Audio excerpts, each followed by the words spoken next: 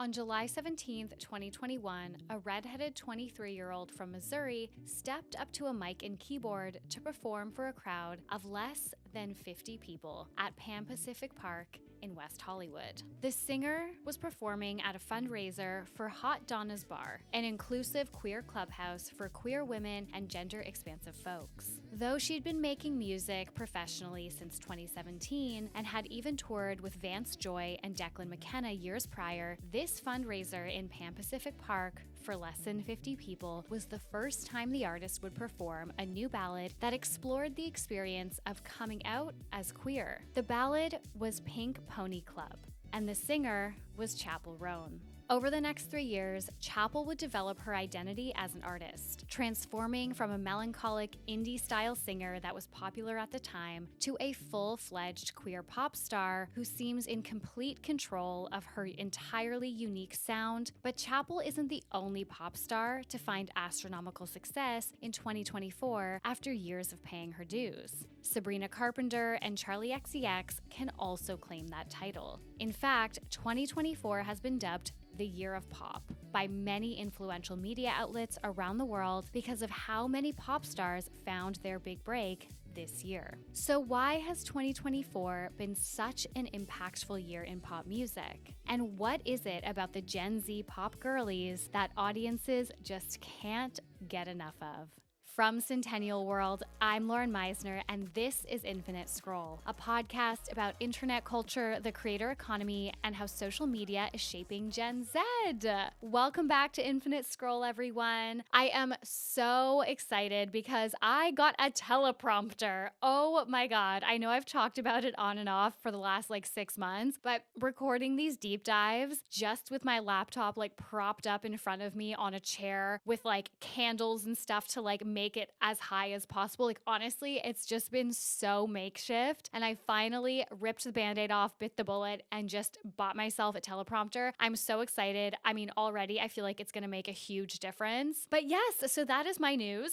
So as always, please remember to rate, review, and subscribe. It helps me so much. It helps me grow. I love it. I love reading your reviews, and sign up to our newsletter, which is also called Infinite Scroll. On Fridays, we round up the 5 biggest think pieces on the internet that are about internet culture, commentary, social media trends, Gen Z, all of that. And also join our Geneva group, also called Infinite Scroll, where you can chat with other people who are obsessed with internet culture and creator drama and tea, and you can chat with me. Okay, I'm just gonna read a couple of Spotify comments from the last couple of weeks. So Becca said on the episode with Aiden, the Skibbity Toilet episode, "This was so interesting. I feel like we finally got a concise answer to the nonsense. I'm a high school teacher, so I hear Skibbity Toilet a lot. Love ya." Oh my God. Thank you. I am glad that I could be of help. Hillary said, "Love this episode on the Reddit episode. You always pick the best topics for deep dives." Oh my God, thank you. We actually have of course, I mean, as you would expect, a running doc for our deep dives. And we take a lot of pride in what we cover and how we pick the deep dives. And we try really hard not to pick anything that is too overdone. All right, so let's just get straight into today's topic. We are going to be talking about the rise of the Gen Z pop girly. It is no surprise that this year has been the year of the female pop star. So I wanted to explore who is on the rise, why they're on the rise, why it feels like pop music is finally not breaking into the mainstream, because it's obviously been the most mainstream, but breaking into the cultural zeitgeist in a way that it's okay to like pop music now. There's just a lot going on for pop music, and we wanted to explore why. So that's what today's topic is all about.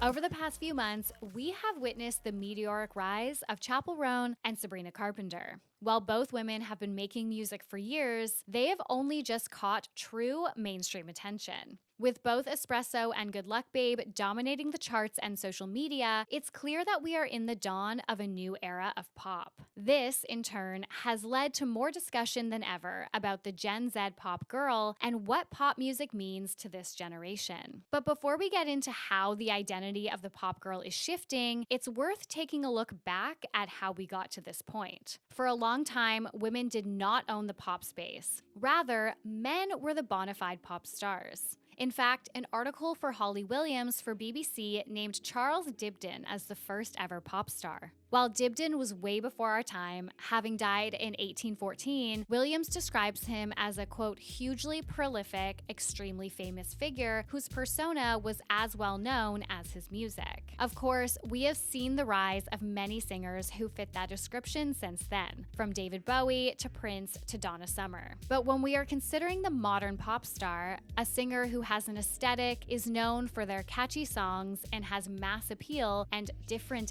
eras, quote unquote, Madonna is the blueprint. Many pop culture enthusiasts and journalists have described Madonna as the template for the modern female pop icon. As Matt Cain writes for the Sydney Morning Herald, quote, Madonna was the first female pop star to project an image of control, drive, and fierce independence. For all her personal suffering, her mother died when she was 5, she has barely portrayed any emotional fragility. Rather, she has worn costumes that looked like armor. Madonna exuded a deep sense of confidence, breaking down barriers for many women to follow her while unapologetically bringing female sexuality to the forefront. While Madonna was dominating the pop industry through the late 1980s and 1990s, the idea of the pop star as a quote-unquote role model was also gaining traction. But as Laura Snapes explains for The Guardian, this perception was only solidified after the Spice Girls burst onto the scene,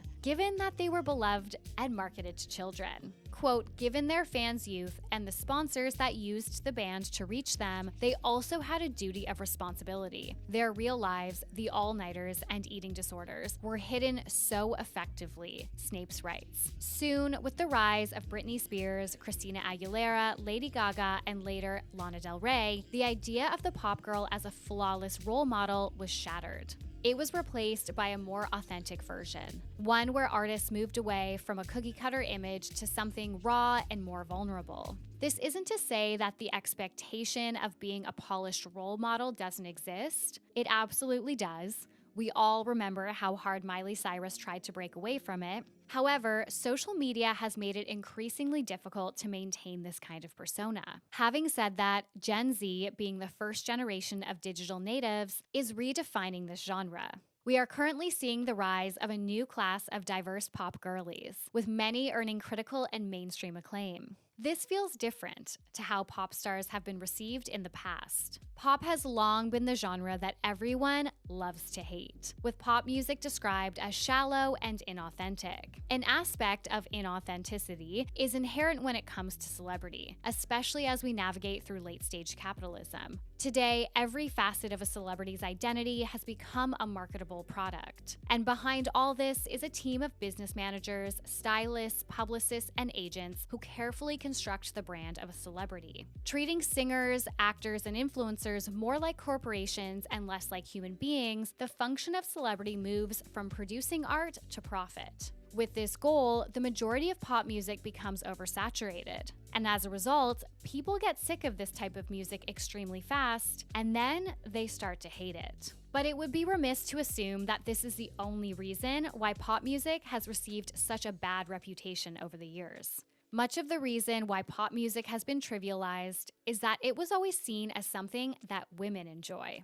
We have spoken at length about how women's interests and the girl internet are taken far less seriously than anything masculine in pop culture. Of course, the consistent belittling of pop music and any other interests that may stereotypically appeal to women and girls is rooted in misogyny. As Catherine McLaughlin rightly points out, quote, once teenage girls find something they love, you can predict that it will just as quickly be dismissed in the eyes of most everyone else. Many celebrities and companies operate under the assumption that by catering to teenage girls, they can, quote, hook them as they grow into independent adults with even greater spending power, Samantha Grindell writes for Insider. By no means has this sentiment completely disappeared from pop culture. Internet users are still quick to undermine anything young women are interested in. But as the Gen Z pop girls are rising and moving through the mid-tier pop star phase, it's clear that this perspective has shifted slightly. As more and more young people embrace pop stars,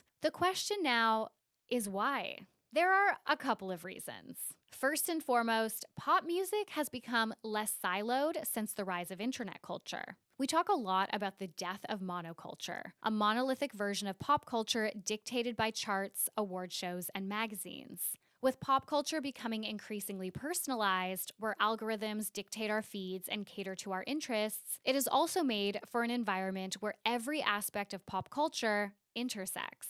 If we take a moment to think about monoculture when it was at its peak, different publications, critics, and experts would dictate our experience of pop music. During this era, respected critics and publications often didn't give pop music the same weight as other genres. But that changed with the rise of Poptimism, a portmanteau of pop and optimism, which advocates that pop music deserves the same respect as rock music and is worthy of serious discourse and critique. Poptimism emerges in response to rockism, an ideology that essentially sees rock as the superior genre of music. The term has been around for a while, gaining mainstream traction after journalist Khalifa Sine wrote an article headlined "The Rap Against Rockism" for the New York Times in 2004, explaining how, quote, rockism means idolizing the authentic old legend or underground hero while mocking the latest pop star. Quote, let's stop pretending that serious rock songs will last forever, as if anything could, and that shiny pop songs are inherently disposable, as if that were necessarily a bad thing, she writes.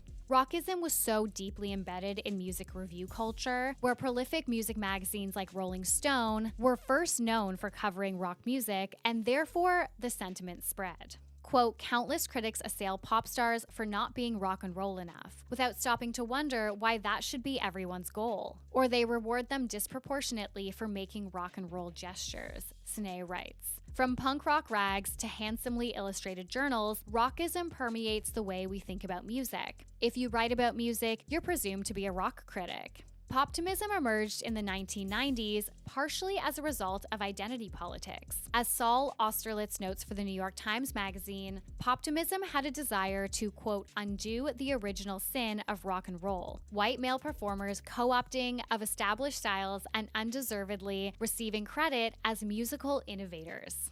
Consequently, music journalism pivoted, with Poptimism dominating the space today. Quote, Poptimism wants to be in touch with the taste of average music fans, to speak to the rush that comes from hearing a great single on the radio or YouTube, and to value it no differently from a song with more quote-unquote serious artistic intent, Austerlitz continues. While Poptimism might have emerged in the 1990s, the movement is definitely having a modern-day renaissance. Since the rise of social media, internet users have been able to generate parasocial relationships with mainstream celebrities more than ever before. This, in turn, has changed the direction of many music publications and journalists. Essentially, the obsessive coverage of pop stars and their personal lives drives traffic in a way that reviews just simply could not, pushing pop personas further and further into the spotlight. On top of this, the music industry has undergone a seismic shift since the era of monoculture. The advent of streaming platforms like Spotify and even TikTok have revolutionized music discovery and discussion. Quote, click culture creates a closed system in which popular acts get more coverage, thus becoming more popular, thus getting more coverage. But criticism is supposed to challenge readers on occasion, not only provide seals of approval, Austerlitz writes. Quote, in this light, Poptimism can be seen as an attempt to resuscitate the unified cultural experience of the past, when we were all, at least in theory, listening together to Sgt. Pepper's or Thriller.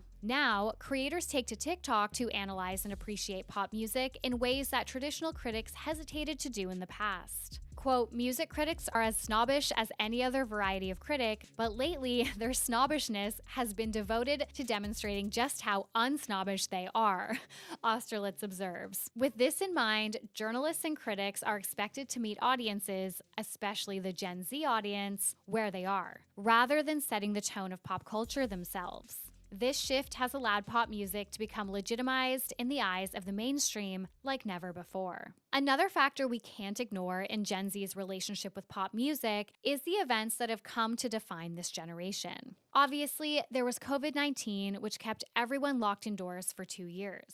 And then to come out of that into a recession, the vibes have just not been it. But oftentimes, with these kinds of stressful world events, we see music swing the complete other direction. Through the 2008 GFC, for instance, there was a rise in house music production with many pop songs following suit. This has since become known as recession pop. In a piece for the University of Pennsylvania's Hot Knife mag, Akhil Veda explores the concept, writing, quote, "Crisis points like economic recession create a recurring dissonance in popular culture because of how these economic stress fractures shake our vision of autonomy and agency. As a result, pop music becomes about seeking joy, empowerment, and of course, a sense of escapism." Quote, "Some of the usual thematic suspects of recession pop include consumerist anthems that assure us that we can spend our way into a new reality, sexless songs about sex that reduce physical intimacy to its mechanical attractions and rote motions, and vague empowerment chants that try to lifelessly propel us up off the ground." During the recession, some of the most iconic bangers in pop music history dropped. From Lady Gaga's Just Dance to Kesha's TikTok to LMFAO's Shots. In a video by commentary creator Naomi Cannibal, she explains, "The intention of these songs wasn't to be deep or get you thinking, but actually the opposite. It simply exists for enjoyment." She also notes how many of these songs were meant to cater to the club, seeing these settings as a place of community and fun. A lot of the recession pop from the Great Recession, which again was mostly electropop or some infusion of it, was intended to be club music. That's because the genre started in the club and rave scenes, and clubs are still considered a place for escape. While Gen Z was too young to experience these songs for what they were intended for, the pandemic and the economic conditions that have followed have made way for the return of recession pop. But a 2020s version. Take Beyoncé's release of Renaissance in 2022 as an example. Act 1 of a 3-act project, Renaissance marked Beyoncé's first full-length album venture into dance and house music. The album draws heavily on reference points from Black dance music, particularly that of the queer community, as well as the disco era. Quote, "With no ballads and a thudding, insistent beat, Renaissance is an album of recession bangers. Dancing is a means of escape, though Beyoncé's examination of dance music is also about how it weaves in and out of Black culture," Gita Jackson writes for Vice. With many Gen Z feeling the need to just have fun, we have witnessed Gen Z fully embrace recession pop and pop music more broadly. Dance music resonated with people so much because they longed to be able to return to the clubs and dance, so they had to live vicariously through the music for the time being. Electropop became really popular online during quarantine. I'm sure this was similarly born out of this boredom from being shut in and a desire to find anything intriguing and mood boosting, which a lot of hyperpop is, as cacophonous as it can sound. Of course, with Gen Z being deeply unserious, this genre is just fun and feels like it fits with Gen Z's overall vibe.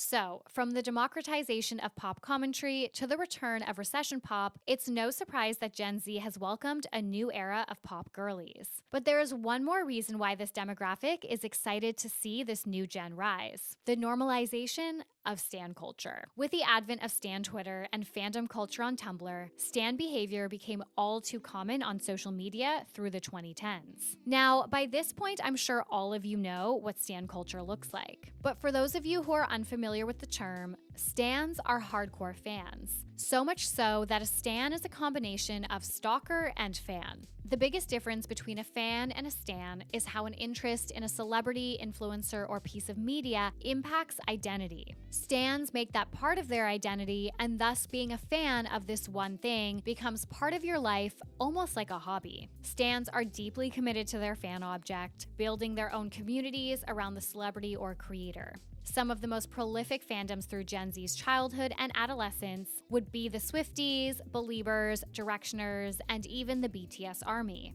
Standom has deeply influenced how many Gen Z individuals engage with pop music and rally around particular stars. We all know Gen Z's obsession with lore. In every aspect of life, this demographic enjoys creating a whole world and side characters within it. This mindset has encouraged Gen Z to sleuth for clues in pop artist content, leading many to drop Easter eggs and subtle hints across their songs and music videos. Ultimately, this has elevated Gen Z's analysis of pop culture to new heights. Some may view the intense reactions of this demographic to the Easter eggs as brain rot, but it's undeniable that this engagement is revitalizing the genre for years to come. So that brings us to now. We're at a place in modern culture, because of all the reasons we just discussed and more, where pop music made by women is finally being taken seriously. While this shift has made the pop landscape more welcoming of new artists, it's also made it more competitive. As a result, the Gen Z pop girl has become all about subverting the pop star archetype in one way or another. So let's go through some of the most prominent examples. In a recent piece for The Atlantic, author and journalist Spencer Kornhaber explores how the likes of Sabrina Carpenter, Chappell Roan, and Charli XCX are paving the way for a new type of pop girly, one that appeals specifically to Gen Z. While Sabrina, Chappell, and Charli are all very different artists, Kornhaber notes how all three of them chose to center the female experience and embrace a brutal sense of honesty. Quote, "In all cases, these women's feistiness stems less from youthful rebellion than from mere candor, and from the assurance that growing up, in the conventional sense, is just optional." For Sabrina Carpenter, this is through her songwriting. Many of her songs are laced with witty quips, from the nonsense outros to entire tracks like Espresso. Kornhaber draws an intriguing parallel to Oops, I Did It Again by Britney Spears, highlighting how Espresso reimagines the theme of the song, suggesting that breaking a man's heart is no accident. Quote, "The Spears comparison also sheds light on what makes Carpenter feel novel. So often in pop history, feminine performances of sexual power have seemed, on some level, shaped by and for men. Carpenter might appear to fit that mold with her vintage pinup fashion aesthetic, all teddies and tiny skirts. But the who me attitude she projects is knowing and ironic. So Sabrina might seem like a cookie-cutter pop star on paper, but it's evident that she uses this expectation to subvert and redefine the archetype entirely." Meanwhile, Chappell Roan is an artist who stands far from the cookie-cutter mold. She centers the female gaze through her drag persona and aesthetic, drawing comparisons to Lady Gaga. However, she goes beyond merely celebrating the female experience. She authentically and unapologetically portrays the life of a queer woman. This contrasts significantly with pop history's tendency to exploit the LGBTQIA+ community through queerbaiting. While we have previously debated whether real people can actually queerbait, it's clear that using queer culture to expand listenership and support has become a way for Hollywood to commodify queer identities. Quote, "Celebrities can use queerness as a marketing tool and take advantage of LGBTQIA excitement without offering meaningful representation," writes Annabelle Ben-David for Centennial. With Gen Z growing up in a world where queerbaiting is everywhere, it makes sense that this demographic is welcoming artists like Chappell. Quote, "Her songwriting toes the line between gut-burstingly funny and just gutting. And she's queer in a refreshingly confrontational way. Quote, "She sings about gayness not as an abstraction, but as a fact of her life. And she seems frustrated, in a productive way, with how the self-acceptance slogans that she grew up singing along with still clash with modern society in all sorts of ways." Songs like Pink Pony Club and Good Luck Babe are perfect examples of this kind of honesty that many of us aren't necessarily used to seeing in pop music. While both Chappell and Sabrina are Gen Z, born in 1998 and 1999 respectively, one millennial artist is coming to personify Gen Z's cool girl obsession, Charli XCX. Although Charli has been around for a while, featuring on hits like I Love It with Iconica Pop in 2012 and Fancy with Iggy Azalea in 2014, she has only recently solidified herself as a Gen Z fave with Brat. For the vast majority of her career, she has remained relatively underground, cultivating a culty fan base after solidifying herself in the hyperpop genre, creating fan-only spaces like a private Instagram called @360brat, and ultimately becoming a gay icon, even though she identifies as straight. What truly captivated Gen Z about the Brat album and its rollout is both the subject matter and the overall aesthetic. With Charli being the ultimate party girl, Brat also feels like a perfect follow-up to COVID-19 and the rise of recession pop. On top of this, the aggressively green background and plain text reading Brat, along with the deluxe album called Brat and It's the Same, but there's 3 more songs, so it's not, perfectly captures the cultural zeitgeist. Through the anti-design cover, she taps into Gen Z's love for irony and self-awareness. Not to mention, this feels very chronically online, something that Charli also fed into in the 360 music video, which featured internet icons like Emma Chamberlain, Julia Fox, Quen Blackwell, among others. On the subject matter of the album specifically, Kornhaber says, quote, "She's not singing about boys, but about how it's so confusing sometimes to be a girl." There are songs about idolizing mean girl podcasters, feeling threatened by her male friends' female squeezes, and having awkward rivalries with other women in the pop world. While listeners are baited to guess at whom she's really referring to in all these songs, they're also urged to consider the tensions inherent to modern feminism's simultaneous encouragement of careerism and sisterly solidarity. It's clear that the Gen Z pop girlies are moving away from a version of pop that aims to please everyone. Of Charli, Chappell, and Sabrina, this is something that former Capitol Music Group chief executive Michelle Jubilier sees in all three women, telling the Los Angeles Times that, quote, "They're all incredibly strong, independent women who are a little brash and who build worlds and remain authentically themselves." Kornhaber for The Atlantic attributes this shift to the growing influence of streaming. While this undoubtedly plays a role, we must acknowledge trailblazers like Madonna, who broke barriers and fought for women's freedom in pop music. This sense of freedom and the embrace of the unconventional has been common among the Gen Z pop girlies for some time now. Take Billie Eilish and Olivia Rodrigo as examples, being two artists who have already solidified themselves in the mainstream. Billie has essentially redefined the genre with her 3 albums, pioneering a unique style of pop music and an overall vibe. First and foremost, she embodies Gen Z's moody tendencies, contrasting sharply with the hyper-produced, vibrant worlds of millennial pop stars like Taylor Swift. Throughout her career, Billie has fearlessly tackled heavy topics such as power dynamics, sexuality, anxiety, and depression, from as young as 15. In an era where Gen Z is deeply value-driven and prioritizes socio-political issues, Gen Z pop girlies must address these themes authentically, something that Billie has done time and time again.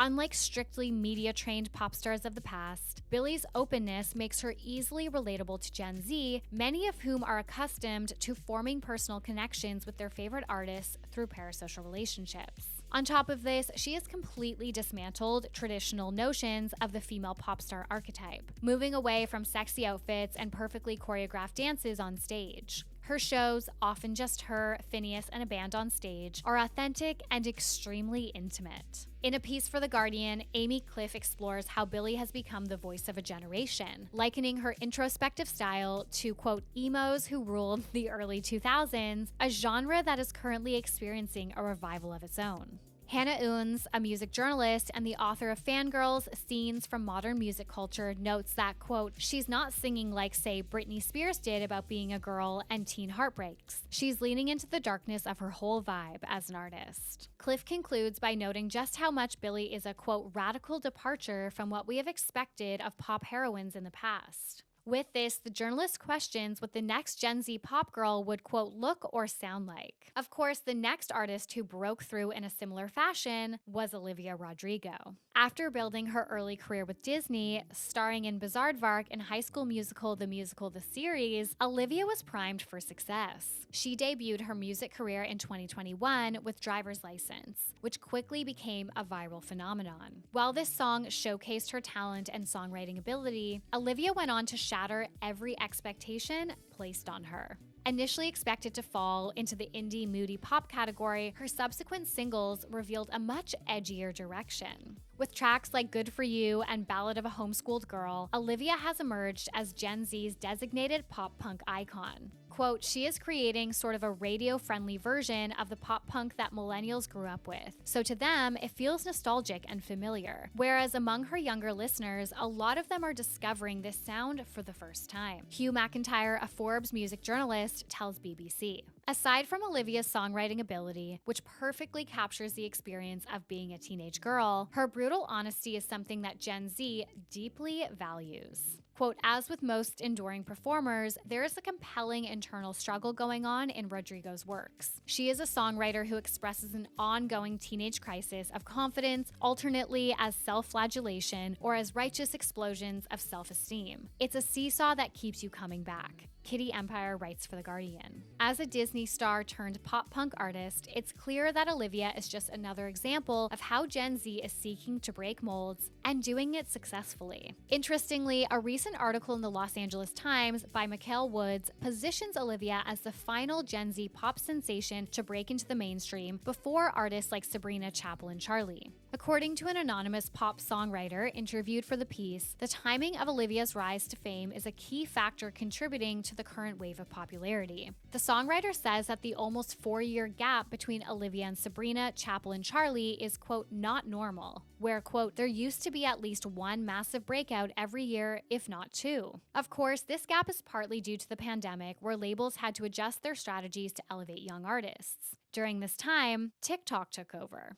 That being said, we can't discuss the rise of the Gen Z pop artist without acknowledging the platform's influence.